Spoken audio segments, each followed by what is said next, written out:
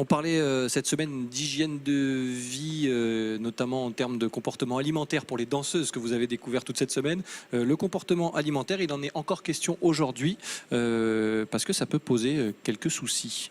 Même de très gros soucis. Ouais. Aujourd'hui en France, on a à peu près 600 000 personnes qui sont atteintes de troubles alimentaires, de jeunes adultes généralement entre 12 et 35 ans. 90% de femmes, c'est vrai que ça touche majoritairement les femmes qui sont justement très envieuses de ces jolies jeunes femmes qu'on a vues, très envieuses des femmes dans les magazines, souvent retouchées, mais en tout cas voilà, les jeunes adolescentes notamment s'axent beaucoup sur cette société de l'image, tout simplement. Et donc ça et plus tous les régimes qu'on nous propose aujourd'hui, et malheureusement ça conduit à beaucoup de troubles alimentaires chez les adolescentes principalement. Alors qu'est-ce qu'on entend par troubles alimentaires? Alors il y en a beaucoup des troubles alimentaires, ce serait compliqué de vous faire tout un listing. On connaît plus précisément certains comme la boulimie par exemple, qui est le fait de manger beaucoup et de se faire vomir ensuite. L'anorexie. Voilà, on a l'anorexie, alors on a deux anorexies différentes. On a l'anorexie mentale qui là c'est s'empêcher complètement de manger, et l'anorexie boulimique où on arrête de manger et on se fait vomir ensuite. Donc voilà, on a des pathologies comme le mâcher-cracher que je ne connaissais pas avant de faire le dossier. Le mâcher-cracher? Voilà, là c'est vraiment mâcher les aliments mais ne jamais les avaler en fait. Voilà, on a vraiment plein de pathologies diverses dans les troubles du comportement alimentaire, des plus ou moins connus, et qui donc aujourd'hui touchent les jeunes mais sont prises en charge. Et c'est ça qu'il est important de dire, parce que j'aime toujours la note positive dans les carnets santé et Bien dans sûr, cette ouais. émission, c'est qu'on peut guérir aujourd'hui de troubles du comportement alimentaire. Alors on sait que la nourriture c'est un besoin vital de toute façon. Il faut se nourrir tout simplement pour être en bonne santé, mais le problème c'est qu'il faut bien se nourrir, donc ça c'est très important. Alors aujourd'hui quand on a une personne qui est face à un trouble du comportement alimentaire, il faut déjà que la famille arrive à le déceler, et ça c'est pas toujours facile. Alors on a des signes avant-coureurs, effectivement des symptômes, on voit quand les jeunes se font vomir ou alors mangent de moins en moins, etc. Mais il y en a qui sont très forts et qui arrivent à cacher justement ces troubles alimentaires à leurs parents, donc c'est pas toujours évident.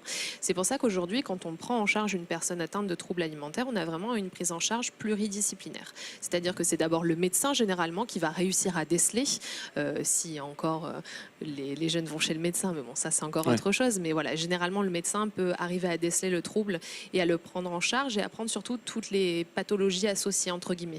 Parce que c'est ce que j'allais vous dire, est-ce que c'est d'abord un trouble psychologique avant d'être un trouble alimentaire? Justement, ce qui est très difficile de déterminer, c'est d'où ça vient. Il peut y avoir plein de facteurs différents. Ça peut être une remarque sur le corps, sur le poids de la jeune fille par un de ses copains ou un de ses camarades. Ou du jeune homme d'ailleurs. Ou du jeune homme, beaucoup effectivement. féminin, mais oui, tout ça à peut fait. arriver dans les deux sens. Ça peut être des règles très strictes sur la nourriture dans la famille, par exemple, tant que tu ne termines pas ton assiette, tu ne sors pas de table, ou privé de dessert, ou des choses comme ça. Tout ça, ça peut être effectivement des facteurs psychologiques qui arrivent au fur et à mesure. Ça peut être aussi des facteurs physiques, tout simplement, être dégoûté par la nourriture, ou alors même dans des cas de régime alimentaire, par exemple sans viande ou des choses comme ça, aller effectivement dans l'extrême. Alors on avait parlé du véganisme l'année dernière. Ouais. Ça peut commencer par là.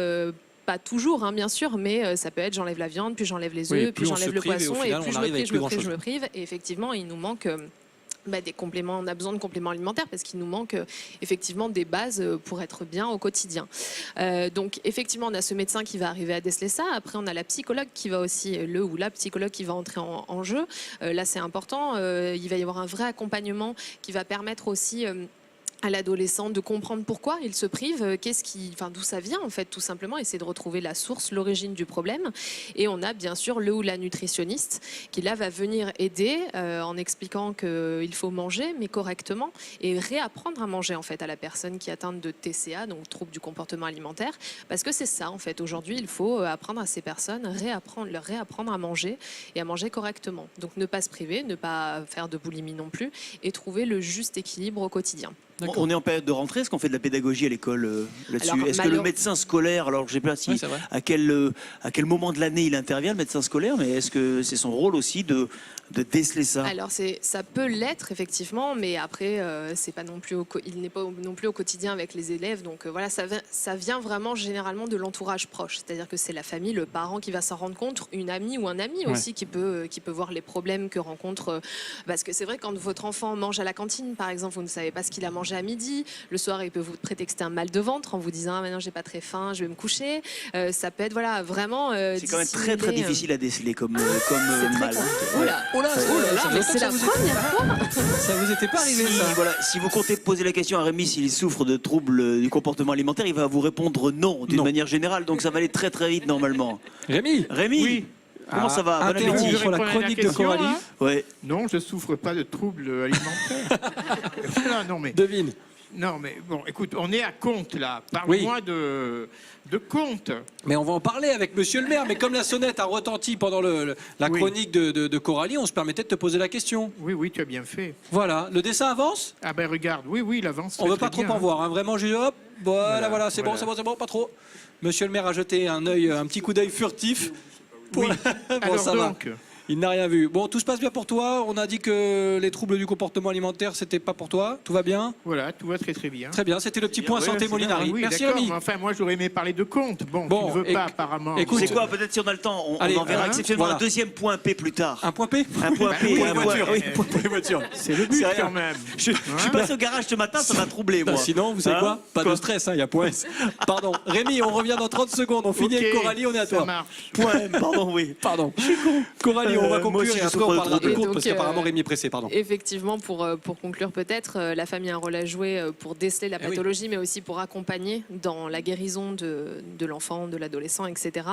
En aidant et à la recherche du dysfonctionnement et aussi en déculpabilisant l'adolescent notamment, qui généralement a vraiment un sentiment de culpabilité et ne sait pas vraiment expliquer pourquoi, comment, on ne sait pas trop souvent comment ils sont tombés là-dedans. Est-ce qu'il le sait toujours l'adolescent par exemple? Pas forcément, voilà, c'est ça. Est-ce qu'il sait que lui-même souffre d'un comportement, d'un trouble, comportement du trouble alimentaire? Et je pense que oui, parce que c'est quand même la recherche d'un corps parfait, souvent, des choses comme ça, ou alors le rejet total de la nourriture pour se coller à la société, etc.